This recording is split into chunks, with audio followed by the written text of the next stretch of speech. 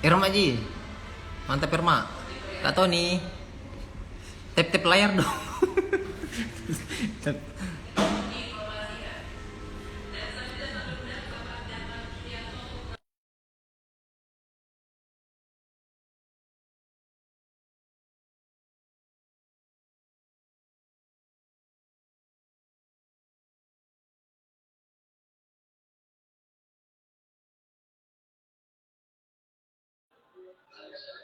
Nonton lagi debat ini. Nol sudah senang.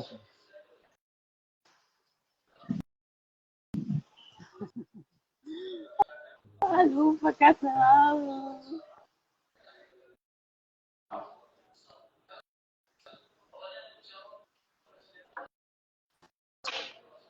Halo Snul. Halo. Hai.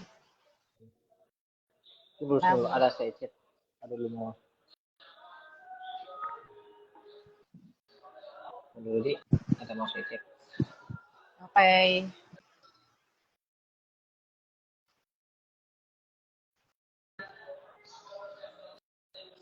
Oke baik. Assalamualaikum warahmatullahi wabarakatuh.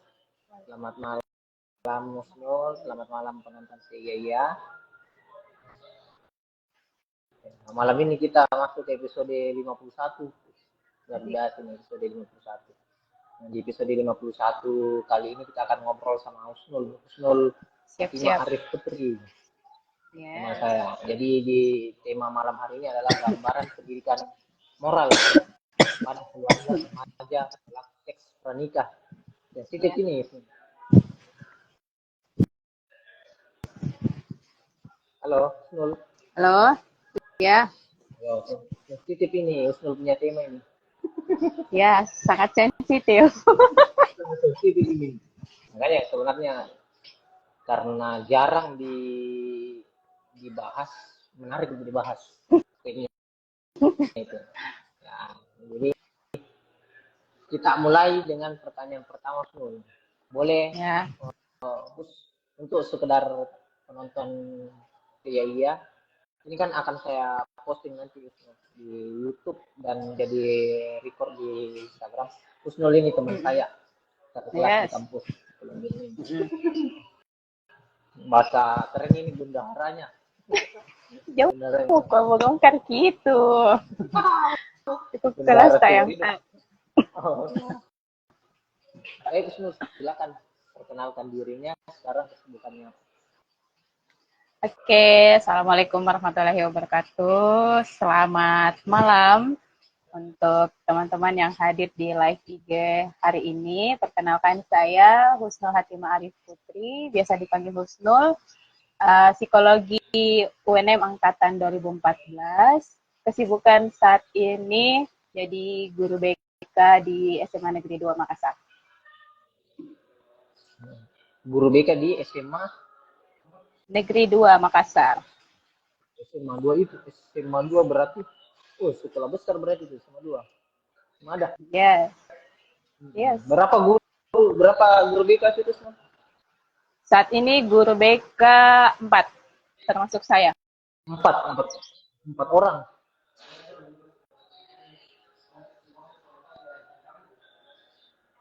Aduh, jaringannya usah ini loading.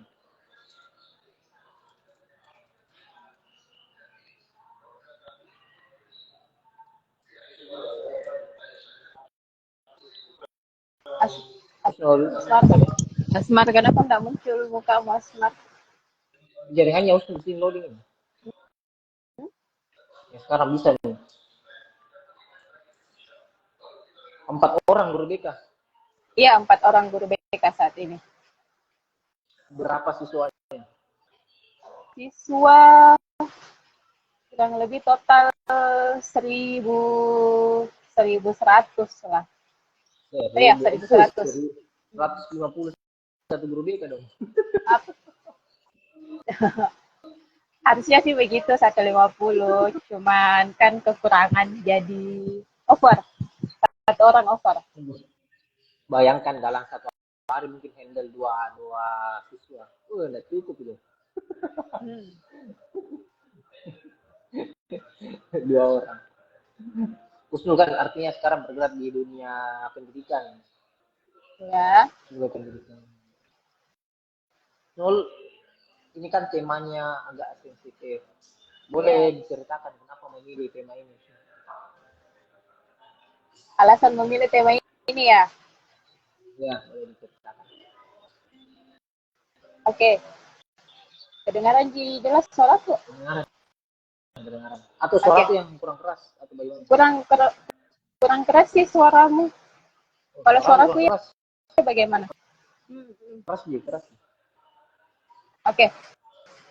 Oke, jadi kenapa memilih tema penelitian yang mungkin kalau orang-orang anggap itu sangat sensitif ya, yaitu seks. Jadi titik awalnya itu saat mulai ini, apalagi namanya itu Asmar, maaf Pak, mata kuliah sebelum skripsi, TPS. Dari TPS itu mulai Kak berpikiran, apa bagus ambil di untuk skripsiku. Jadi yang waktu TPS itu terencanakan memang nih, pokoknya ini judul skripsiku harus bisa lanjut sampai di TPS, harus bisa lanjut untuk masuk di skripsi. Tapi ternyata setelah mencari, tadinya kan di TPS itu saya ambil basic di PIO, di perusahaan mengenai emotional exhaustion atau kelelahan emosi. Tapi ternyata pas saya pelajari kurang seret mengenai penelitian itu. Jadi akhirnya di skripsi saya mencari tema-tema baru penelitian dan saya itu dapat beberapa opsi. Salah satunya itu mengenai seks. Jadi sampai akhirnya saya fixkan itu ambil seks karena berawal dari istilahnya fenomena yang kulihat di lingkungan sekitarku. Jadi sebelumnya itu saya tinggal di permukiman yang bisa dibilang dalam lingkungan itu kejahatan yang apapun yang kamu cari pasti ada di situ. Entah itu pelaku pembunuhan, entah itu penjudi, mabuk-mabuk, yang tukang busur, apalagi di istilah yang pelacur pasti ada di sana. Jadi itu nih alasanku kenapa kamu ambil itu, karena berpikir Kak, baru Pak juga sadar setelah cari-cari topik.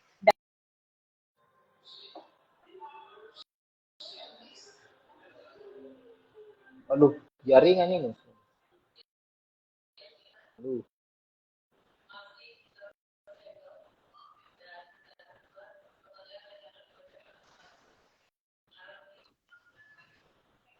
Halo, teman-teman yang nonton, suaraku kedengaran jelas enggak?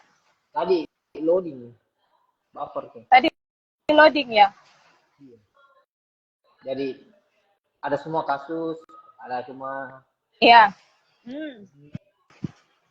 Iya.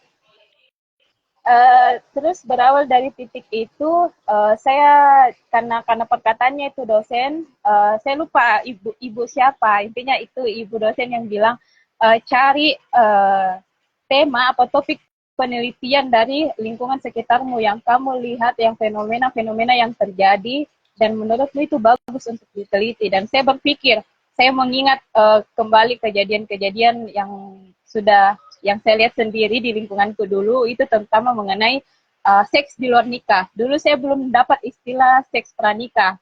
Saya dulu istilahkan orang-orang yang melakukan seks di luar nikah, terutama anak-anak remaja yang usia SMP, seperti itu. Jadi dari situ yang kayak berpikir, Kak, iya Di, kayaknya ini bagus untuk diteliti karena berpikir bagus karena kenapa berpikir Kak, kenapa di orang-orang yang bisa kukatakan tetanggaku sendiri kayak bisa mengambil pembelajaran dari orang-orang yang sudah terjadi kasus begitu di anaknya, tapi terulang lagi dan terulang lagi ke anaknya, di tetanggaku yang satu-satunya, gitu yang sampai kayak dibilang ini anaknya terpaksa harus dinikahkan karena hamil di luar nikah. Terus ada juga satu kasus tetanggaku yang anaknya hilang 2 hari. Ternyata baru dicari tahu dia lari sama pacarnya itu karena sudah hamil 3 bulan. Jadi berawal dari titik itu fenomena yang kulihat yang memang mau cari tahu apakah ini betul-betul ini hal terjadi karena pengaruh lingkungan buruk dari tempat tinggalnya itu kan, atau karena ada juga peran besarnya orang tuanya. Jadi itu nih alasanku mau milih topik seks, karena saya lihat di sekitarku sendiri, di tetanggaku sendiri, di tempat tinggalku yang dulu gitu. Berarti sebelum itu ini kan sebenarnya lari ke pendidikan dan keluarga. Tadi di mention bahwa lebih ke PIO. Prepare-nya pas mata kuliahnya lebih banyak PIO kan juga. Apa? Prepare-nya lebih banyak ambil mata kuliah PIO kan sebelum akhirnya ke keluarga. Untuk prepare-nya kalau kulihat-lihat sih kemarin agak balance sih, karena kan memang di semester 3-4 itu sempat mau berpikir mau kemana nanti fokusku di ke pendidikan kah atau ke PIO. Sebetulnya aku suka sekali juga mengenai di PIO apa tuh, tapi suka juga bahas mengenai psikologi keluarga begitu. Tapi ternyata akhirnya jatuh Kak ke psikologi keluarga, terutama ke anak, ke remaja sih. Kayak kemarin Usnul psikometri itu adalah perilaku seks. Perilaku seks. Karena mungkin bisa adalah sedikit untuk bisa kan ketahuan ternyata ini ketertarikannya kayak begini. Kok bisa sih? Yang saya tahu kan Usnul mungkin agak-agak tema-tema yang lain. Akhirnya mungkin ini kan pas saya kok Usnul meneliti ini memang setertarik itu kah atau separah itu kan di lingkungannya semua bagaimana? Kenapa berani? Sebetulnya juga pas Kak mau pilih tema seks itu tuh agak berat karena yang pertama melihat Kak diriku kembali bilang enggak apa-apa gini Kak kalau misalnya saya teliti ini perempuan Kak, terus mungkin kalau orang-orang juga lihat tuh yang kayak jilbab panjang baru bahas tema seks, tapi berpikir Kak juga bukan hal yang tabu begitu ya untuk dibahas, apalagi istilahnya dewasa Miki, maksudnya besar Miki begitu ya untuk membahas begitu. Dan tapi sempat Kak juga ragu lagi kembali, tidak susah aja ini cari subjek karena sepanjang itu tuh mengalirnya itu skripsiku melebar Ki. Tadinya kan fokusku mau ke lingkungan tetanggaku yang dulu, tapi ternyata dari pembimbing penguji diminta untuk melebarkan, jangan batasi hanya ke lingkungan tersebut. Jadi, tapi alhamdulillah dimudahkan Ji, karena memang berdasarkan dari fenomena yang kulihat itu sudah menurutku lumayan parah sekali di sekitar tetanggaku, dan ternyata secara istilahnya mungkin kalau dibilang beberapa subjekku yang kuwawancara yang orang di luar lingkungan yang buruk itu ada juga seperti itu. Jadi tidak serta-merta pengaruh dari lingkungan sebetulnya. Usul ini kualitatif kan? Konfirmasinya kualitatif. Jaringannya ini teman-teman. Halo. Jaringannya ini. Halo, yes. Jaringanku ya. Sorry. Hujan, pengaruh hujan kayaknya deh. Pengaruh hujan. Saya konfirmasi ini kan kualitatif. Iya, kualitatif. Kayak kan peneliti eksperimen kuanti lah bahasanya. Jadi kalau ini yang digali adalah perilaku seks pranikahnya atau pendidikan moral keluarga. Perilaku seks. Oh, ya. Kalau di titik awalnya sih itu saya mau cari tahu. Sebetulnya nyambung sih. Sebetulnya titik awalnya itu mau cari tahu dulu kenapa bisa sampai istilahnya sampai separah itu terjadi di fenomena tetanggaku toh, karena kan data awalnya itu harus dicari di situ. Jadi waktu itu wawancara Kak 3 atau 4 orang tetanggaku ya. Alasannya kenapa bisa sampai begitu, melakukan seks pada saat masa pacaran, terus berkembang ke arah makin makin apa lagi istilahnya, makin mengerucut ke hal pendidikan moral dalam keluarga. Itu pun juga lumayan panjang sih prosesnya sampai mengerucut ke hal pendidikan moral, dibantu juga sama sama pembimbing, sama penguji. Kalau setelah dapat faktor ini yang sangat meluas, kamu fokusnya kemana? Yang paling menurutku paling berpengaruh. Dan ternyata dari diskusi dan sharing sama pembimbing waktu itu, kita fikskan untuk ambil di pendidikan moral. Kenapa pendidikan moral? Karena seperti yang ditahu, pendidikan moral yang paling awal itu kan memang dari keluarga. Dimana moral itu sendiri nilai-nilai yang tertanam, yang sudah tertanam, yang diajarkan oleh keluarga sejak awal kepada anak supaya bisa melihat baik buruknya nilai-nilai atau ajaran atau tata tertib yang ada di masyarakat. Berarti sebelum sampai ke pendidikan moral itu apa aja nih teman-temannya? Apa? Sebelum sampai ke pendidikan moral, kenapa sih remaja ini melakukan perilaku pranikah ini? Oh ya. Sebelum sampai fokus ke pendidikan moral itu sendiri, itu meluas sekali ke faktor-faktor penyebabnya kenapa bisa mereka melakukan itu. Jadi kalau dari hasil wawancaraku kemarin itu, yang pertama dari memang faktor lingkungan itu, karena dia lihat orang seperti itu terbawa. Terus faktor internet juga, pengaruh dari video-video porno, dari bacaan-bacaan yang ternyata saya baru tahu juga dari subjek-subjekku itu, yang ternyata ada bacaan-bacaan di aplikasi Orange. Mungkin kalau pembaca aplikasi Orange itu tahu, Ji. Dan ternyata saya baru tahu kalau memang di aplikasi itu seterbuka itu mengenai bacaan-bacaan seks. Karena setelah saya tahu dari situ, saya kan ada juga aplikasi Orange untuk membaca. Tapi saya tidak pernah dapat mengenai cerita-cerita seks gitu. Tapi pas saya cari tahu, dan ternyata aplikasi Orange.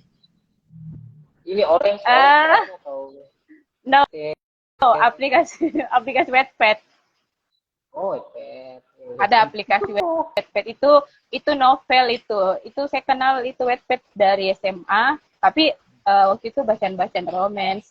Tapi ternyata setelah saya proses skripsi saya baru tahu kalau ternyata di aplikasi itu seterbuka itu bercerita mengenai seks itu sendiri. Itu pertama, terus ya dari internet, terus pengaruh dari teman sama pacarnya, ajakannya. 3, kan kemarin tuh subjekku ada 7, tapi yang difikskan sampai selesai itu 4. Nah, dari 7 subjekku itu selama on proses, 3 diantaranya itu dia bilang karena dia sudah terlanjur sayang sama pacarnya, sudah lama, dan kayak istilahnya pacarnya lebih pengertian ke dia daripada orang-orang rumahnya, jadi dia itu menerima untuk diajak melakukan seks. Berarti kalau yang saya tangkap ada 3: lingkungan, pengaruh dari tontonan bacaan, sama dari pasangan itu sendiri. Ya. Terus ini apa sih kalau kualitatif itu subjek ini sama juga kan subjek. Ini Subjek. sampai Iya. perilakunya sampai mana? Apakah Apa? pegangan tangan, perilaku yang menjadi subjeknya? Apakah pegangan tangan aja atau bagaimana? Rata-rata semua subjekku yang sudah kuwawancarai, perilaku seksnya itu sudah sampai berhubungan suami istri. Oh, bermaksud. Kok mau mereka cerita tuh? Iya. cerita. Berani bercerita setelah beberapa kali pertemuan untuk meyakinkan kalau ini namanya di blur, tidak ditahu kamu tinggal di mana, kamu tidak ditampilkan juga fotonya, seperti apa. Berarti hasil dari interview itu ternyata ditemukan pola yang sama bahwa kurangnya itu dari keluarga. Iya. Nah, apa sih kekurangan itu yang mereka cerita? Apa sih kekurangan dari keluarganya sehingga mereka melakukan itu? Selain yang sudah dijelaskan tadi. Kalau secara keseluruhan, kalau dari kekurangan itu yang rata-rata subjekku cerita itu pertama dari kesibukannya orang tuanya itu, dan case-nya sama sih dengan orang-orang tetangga-tetanggaku yang kutanya di lingkungan yang kubilang buruk itu buruk itu pertama karena kesibukan orang tua, karena orang tuanya dua-dua bekerja. Ada juga yang bapaknya kerja tapi satu mamanya sebetulnya tidak kerja cuman kalau kan itu subjekku gabung ki Asmar, gabung ki subjekku, gabung ki dari aku ambil dari 2 orang dari tetanggaku, terus 2 orang dari orang luar kenalannya temanku. Jadi kalau dari dua tetanggaku ini yang ku cerita, itu 2 bapaknya itu kerja, tapi mamanya enggak di rumah Tapi kenapa dibilang sibuk? Karena tidak full di rumah. Tidak fullnya kenapa? Karena kayak kalau pagi-pagi kayak habis masak pergi main judi atau cerita di luar. Biasa itu siang atau sore baru ada di rumah. Baru pulang bapaknya baru pulang juga mamanya. Kayak gitu.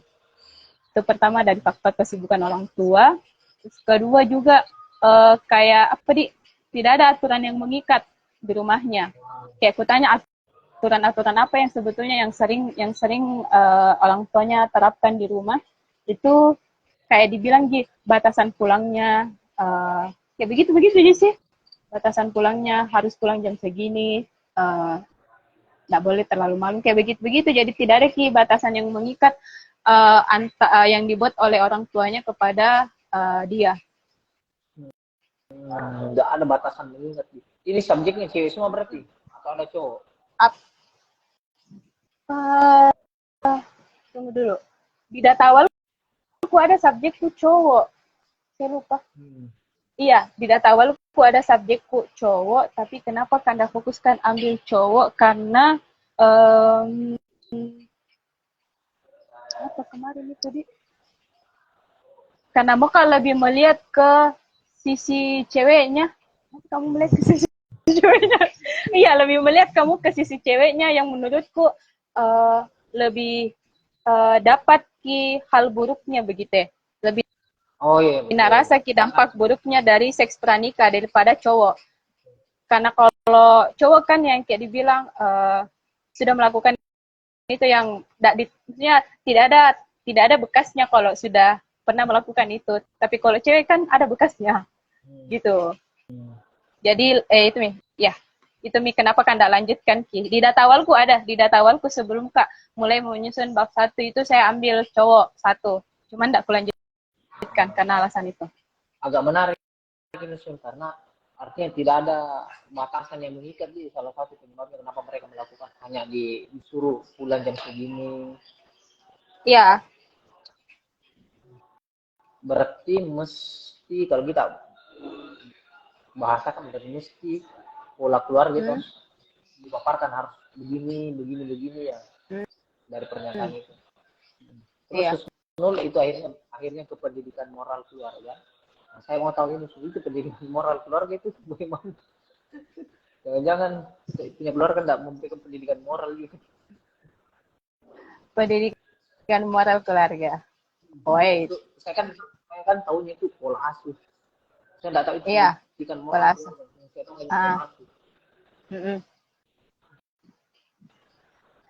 Jadi secara umum untuk mengenai pendidikan moral itu sendiri lebih ke kayak usaha sadarnya orang tua untuk bisa menanamkan nilai-nilai, menanamkan perbuatan, sikap, rasa tanggung jawab ke anaknya untuk bisa membedakan mana hal yang baik, mana hal yang buruk yang akan terjadi di masyarakat. Nilai-nilainya itu norma, sikapnya, akhlaknya, seperti itu sih secara umum. Jadi bagaimana itu tuh yang kenapa kamu ambil pendidikan moral, lebih ke lihat bagaimana sebetulnya pengaruh tidak adanya pendidikan moral yang dibentuk sejak kecil sama orang tuanya kepada ini subjek-subjekku, itu berpengaruh ke beraninya mereka melakukan seks sebelum menikah gitu. Karena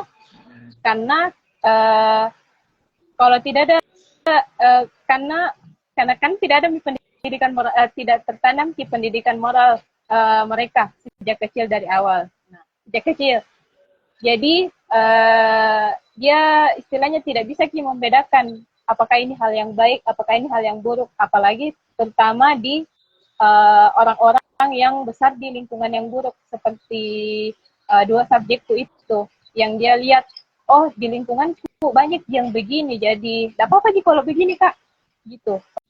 Apalagi itu sering istilahnya fenomena yang terus berulang dan orang-orang yang kayak tidak ada ngambil pembelajaran atau hikmah dari orang-orang yang sudah pernah melakukan itu.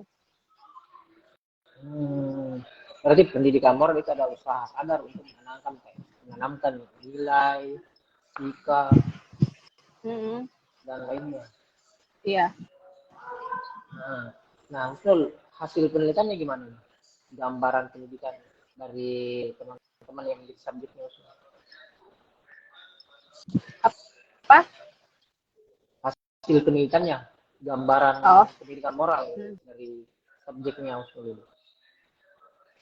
Jadi seperti yang ku bilang tadi, secara keseluruhan itu bisa ditarik kesimpulan kalau walaupun dengan lingkungan yang berbeda, dua orang dari lingkungan yang buruk, duanya itu dari lingkungan yang bisa kukatakan baik-baik saja, itu bisa ditarik kesimpulan kalau memang mereka ini yang berani melakukan seks pada saat pacaran itu memang tidak, istilahnya tidak ada penanaman nilai sejak awal yang diberikan sama orang tuanya kepada dia itu, kepada mereka sebagai anak itu.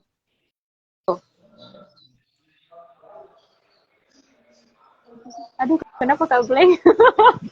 Itu sih. Iya, itu pertama itu karena memang tidak ada pemberian nilai-nilai untuk mereka paham. Oh, kalau kamu begini, itu hasilnya nanti begini. Dan tidak ada aturan, kembali lagi tidak ada aturan-aturan yang mengikat, yang kayak kamu dilarang begini, nanti begini. Dan tidak ada istilahnya pemahaman untuk sikap, pembentukan akhlaknya, perilakunya untuk membedakan baik dan buruk, mengenai adat istiadat, norma-norma yang berlaku di masyarakat. Seperti itu. Berarti gambarannya kenapa terjadi perilaku ini karena tidak ada pendidikan yang dimulai dari bapak ibunya seperti itu, di. Iya. Berat juga ini, so. Karena menurut saya kalau si anak kan misal kalau si anak dapat pendidikan di sekolah misalkan remaja masih ada kan. Ada mungkin guru BK-nya, ada yang mengingatkan, sementara keluar jadi tidak ada yang bantu mengingatkan, mengarahkan seperti itu. Tidak ada bisa apa? Kalau si remaja ini kan ada sekolah, ada yang gurunya bisa ingatkan, ada aturan yang bisa, ada yang kasih tahu. Sementara orang tua apa dong? Posisinya kan tidak tahu, ternyata saya salah loh karena mendidik anak seperti ini. Iya. Pandangan ini pasti. Kalau mau dibilang bisa didapatkan dari guru, mungkin bisa, tapi istilahnya dia ndak bisa akan tertanam lama begitu ke dirinya anak-anak, apalagi kalau dibilang apalagi kalau dibilang mau dibilang dari guru BK atau dari wali kelasnya sebagai pengganti orang tuanya di sekolah, itu sebetulnya bisa cuman itu tidak bertahan lama karena beda prosesnya kalau diberikan penanaman nilai sejak awal, kayak larangan ini itu sejak awal, sejak kecil, dibandingkan dengan pada saat dia sekolah baru dikasih tahu. Karena pasti pikirannya tuh anak-anak tuh kayak dibilang tidak dari guruku begini, tapi dari orang tuaku tidak pernah jadi kasih begitu. Mungkin di pikiran tuh anak-anak tuh tertanam cuman kayak jadi hal lewat tidak bisa memendam yang lama begitu. Betul. Berarti memang kuncinya di keluarga untuk mencegah. Ya, betul. Kunci utama memang paling utama di keluarga. Berarti ini salah satu alasan juga Usnul berkutat di dunia pendidikan. Akhirnya dipakai dong ini. Apakah ini jadi alasan saya terjun ke dunia pendidikan? Mungkin itu juga karena setelah aku kulik-kulik, ternyata di beberapa mata kuliah aku enjoy Kak kalau bahas mengenai remaja dan keluarga. Gitu. Mulai dari waktu itu mata kuliah metode penelitian kualitatif, terus kembali TPS saya Prio, terus waktu itu ada praktek mengenai turlap psikologi remaja, terus turlap mata kuliah BK juga itu ada turlap ke sekolah. Sama apa di waktu itu? Aduh, itu mungkin itu juga jadi alasan kenapa Kak alhamdulillah sampai sekarang betah di dunia pendidikan, karena aku dapat feel-nya untuk berhadapan dengan remaja, berhadapan dengan orang tua, dan berhadapan dengan masalah-masalahnya yang kalau mau ditarik benang merahnya itu titiknya memang semua dari keluarga. Betul. Tadi ada kalau teman-teman penonton ini bisa lihat kenapa mereka dalam lingkungan sama pasangannya sendiri. Terus dari interview yang mendalam Husnul, kuncinya adalah di keluarga. Saya agak berat. Itu kan Husnul kan di waktu itu pasti baca lah beberapa. Saya bingung ini seperti argumen tadi. Oh kalau siswa kan mungkin dia dapat informasi dari guru BK-nya, wali kelasnya, sementara keluarga nih dong, misalnya bapak ibunya dia tidak tahu bahwa sebenarnya perilakunya salah, itu mesti di treatment kayak bagaimana dong? Iya, saya bingung ini. Iya. Dia kan tidak tahu ternyata bahwasanya anaknya karena dia. Kalau masalah treatment sendiri, terutama ke orang tuanya, sebetulnya masih ya. Kalau untuk hal berat kayak seks itu tuh Asmar mungkin kayak lebih tentang apalagi pemahamannya orang tua mengenai penanaman nilai yang kurang, yang ternyata berpengaruh kepada anaknya mudah untuk melakukan perilaku menyimpang. Untuk treatmentnya sendiri sebetulnya lebih khusus ke orang tua itu masih tidak dapat Pak gambaran begitu. Dulu waktu sebelum muka selesai itu ditanya sama Ibu Asbol, pembimbing utamaku, apa tindak lanjutmu supaya ini perilaku ini bisa berkurang begitu. Dan waktu itu dengan beraninya aku jawab, kalau saya lanjut S2, saya akan melanjutkan penelitian ini dengan eksperimen. Eksperimennya itu fokusnya nanti ke orang tua, bukan ke remajanya. Karena kan titik awal dampaknya itu dari orang tua, bukan dari anaknya.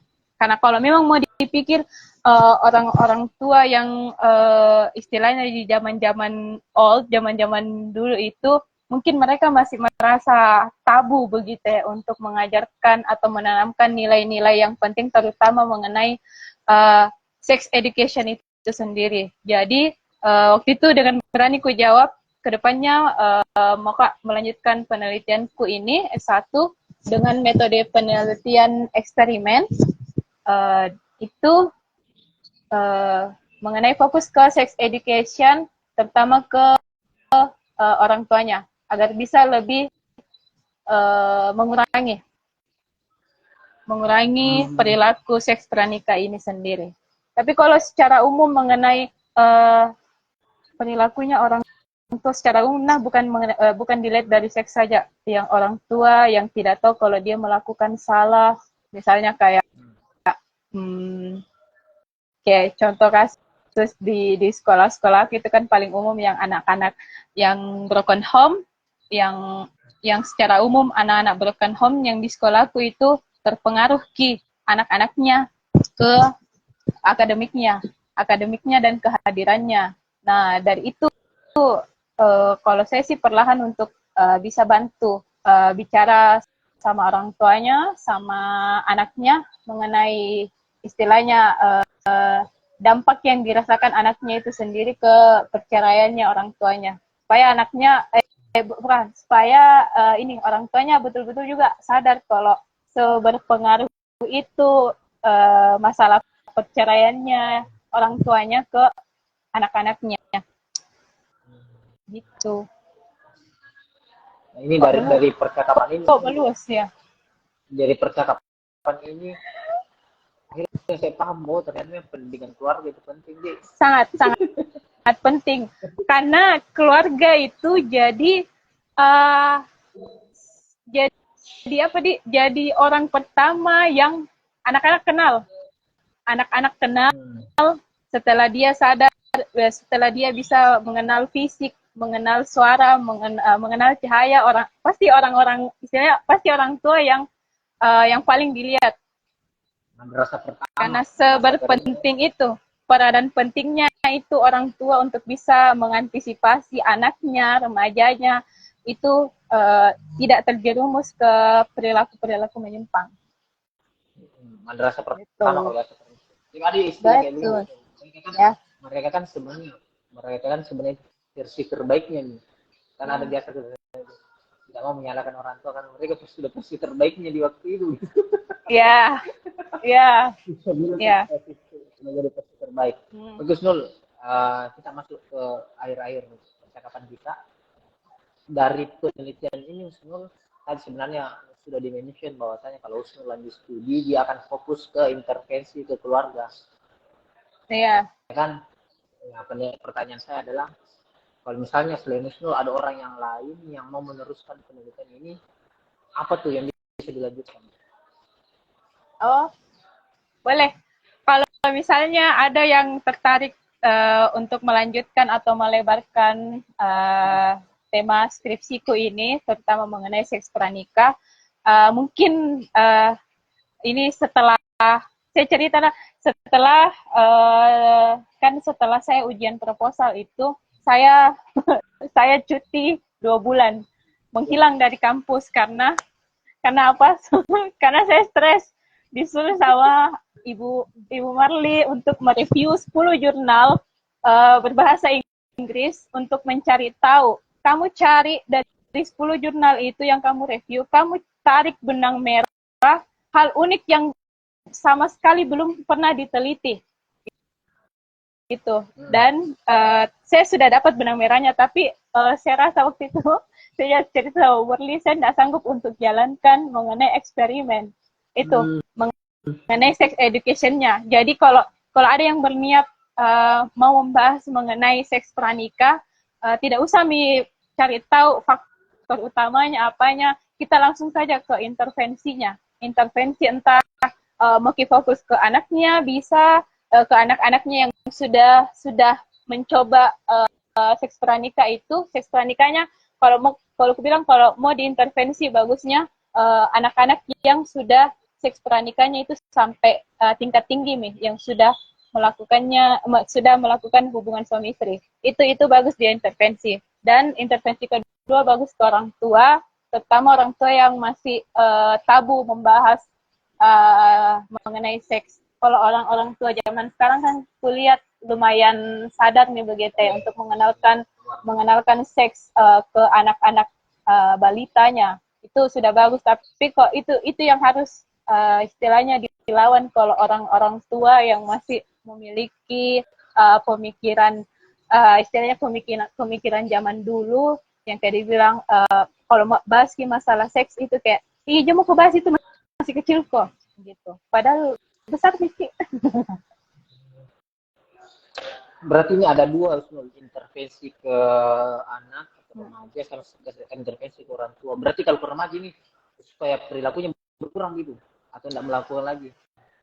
Tidak, kalau bisa sampai tidak melakukan lagi, karena kalau dibilang berkurang pegangan tangan sama ciuman itu sudah termasuk seks pranikah.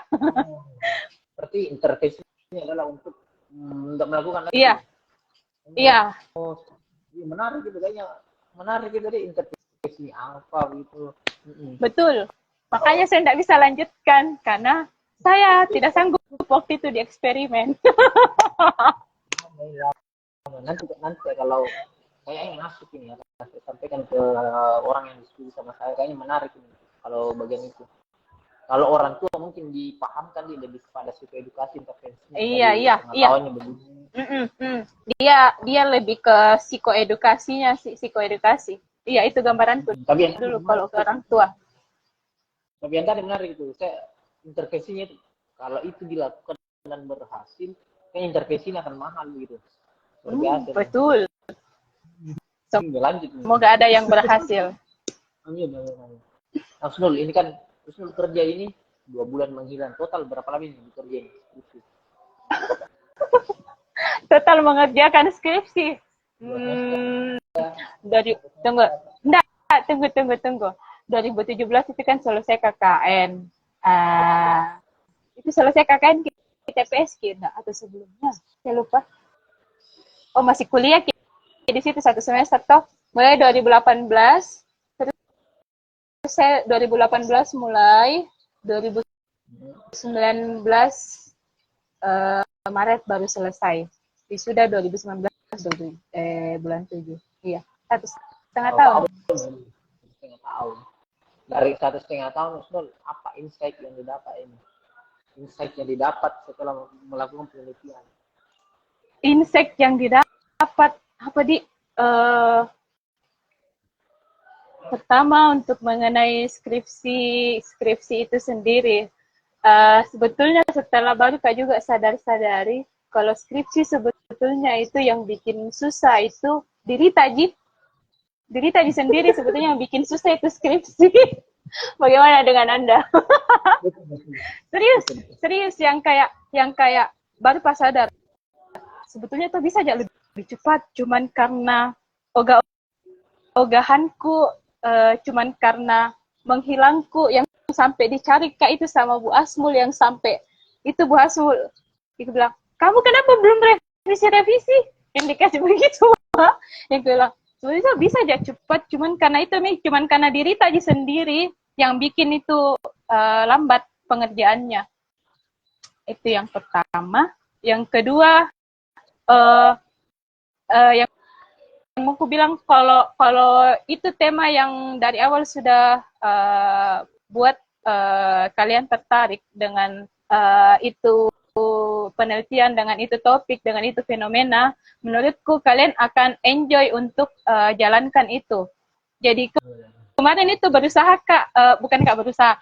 Jadi kemarin itu setelah menghilang Kak 2 bulan, 3 bulan kalau tidak salah, itu berusaha Kak untuk kembali enjoy jalankan itu skripsiku karena dibantu Kak juga sama temanku untuk cari subjek.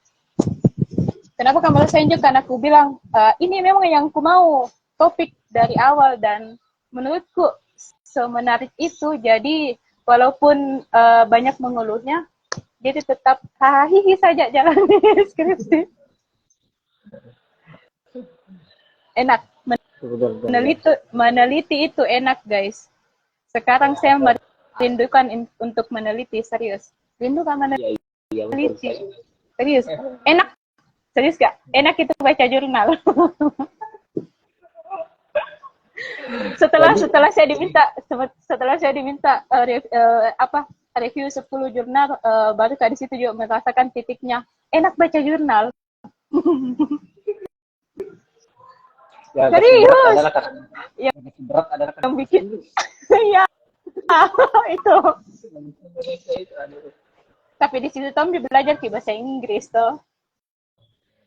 Nah, itu kan ada 2 poin itu. Kalau dari dirinya usul sendiri, ada nggak misalnya dampak dari ini kayak saya contoh saya ini karena skripsi akhirnya membantu saya punya pola pikir yang lebih sistematis, lebih teliti. Kalau bukan karena skripsi yang saya dikasih begini, mungkin saya nggak teliti sekarang. Atau mungkin gara-gara ini akhirnya lebih aware lagi, lebih orangnya. Kalau insight bagi diriku sendiri sih, itu sih belajar lagi untuk tidak menunda lama-lama sesuatu, tidak prokrastinasi lagi. Terus yang kedua itu seperti yang kau bilang tadi, memang lebih aware lagi, terutama mengenai remaja itu sendiri, mengenai keluarga itu sendiri, karena sepenting itu kita istilahnya mencari ilmu untuk bisa memberikan ilmu itu, untuk bisa menanamkan itu ilmu-ilmu baik ke anak tak sejak dini. Walaupun itu istilahnya kalau dibilang seks itu hal yang tabu, tapi ternyata sepenting itu untuk bisa diajarkan hal-hal kecil mengenai seks itu kepada anak tak. Misalnya kayak mungkin kalau di anak-anak kecil itu diajarkan tidak boleh dipegang ininya sama orang lain, kayak begitu-begitu. Hal-hal yang sederhana sebetulnya, tapi ternyata dari hal sederhana itu penanaman nilai itu yang istilahnya nilai baik buruknya itu bisa dicerna dengan baik oleh anak karena sudah ditanamkan sejak kecil, jadi itu bisa tertanam selama karena langsung dari orang tuanya dan dari kecil diberikan. Itu aja sih. Oke, baik Husnul, ini pertanyaan terakhir di ngobrol break kita malam hari ini. Yes. Apa pesan yang ingin disampaikan Husnul ke penonton Seiyaiya dan ke kami tim Seiyaiya? Apa pesan yang ingin disampaikan? Ada nggak kesan yang ingin disampaikan ke penonton Seiyaiya, pesan-pesan ke kami juga sebagai tim Seiyaiya? Pesan di pesan apa di pesan mungkin berkaitan dengan kita kaum muda yang belum menikah, itu mungkin sebelum menikah banyak cari ilmu yang penting saat pernikahan, terutama yang bisa kita tanamkan ke anak-anak tak. Karena sebetulnya kalau menikah kan tidak dibatasi, tapi tidak dibatasi sebetulnya mencari ilmu. Cuman kan kita tidak tahu bagaimana kesibukan tak setelah berumah tangga nanti. Jadi puas-puaskan Miki untuk mencari ilmu di masa-masa, istilahnya di masa-masa lajang tak ini, supaya nanti kita bisa jalankan dengan baik. Bisa kita jalankan dengan baik dan bisa kita aktualisasikan dengan baik ke keluarga tak. Gitu. Saya merinding Husnul dengar. Iya, merindingnya Mi. Betul. Iya, Iya. masuk betul. Kalau untuk kami? Kalau untuk saya, iya. Terima kasih sudah menyediakan ruang untuk bisa menjelaskan kepada orang luar, apalagi karena aku lihat ini di live banyak anak-anakku yang menonton. Muka bilang ruang Seiyaiya ini bisa menjelaskan kepada orang umum kalau meneliti itu asik loh, tapi harus pikir memang dapat feel-nya, begitu ya. Dengan proses yang panjang dan baru kita sadar, oh ternyata semenarik dan seasik ini itu meneliti. Baca jurnal itu enak, diskusi panjang, bahas mengenai skripsi itu enak sekali. Jadi jangan ditakut, maka bilang jangan ditakut untuk skripsi, hadapi saja walaupun aduh. Terus ini informasi bahwa kayaknya ini live yang penontonnya ini stabil 7, 8, 6. Iya kak, Makanya saya ini sih. karena banyak anak-anakku yang nonton. Terima kasih anak-anak. Baik Isnul, terima kasih Siap. sharingnya malam hari ini. Terima kasih banyak. Saya mau statementnya Usnul bahwasanya kalau ada teman-teman yang mau meneliti terkait ini bisa menghubungi Usnul. Bisa enggak? Bisa. Kan biasanya kalau dia lihat, oh ada kata Usnul, dia akan menghubungi seperti dia, bisa dibantu sama kata Usnul. Baik, makasih banyak Usnul atas waktunya. Terima kasih. Mohon maaf kalau ada salah kata. Teman-teman, kita tutup break malam hari ini di episode 51. Sampai ketemu Usnul di dunia offline. Terima kasih lagi. Amin. Break episode 51. Assalamualaikum warahmatullahi Iya. wabarakatuh. Waalaikumsalam warahmatullahi wabarakatuh. Terima kasih. Ya.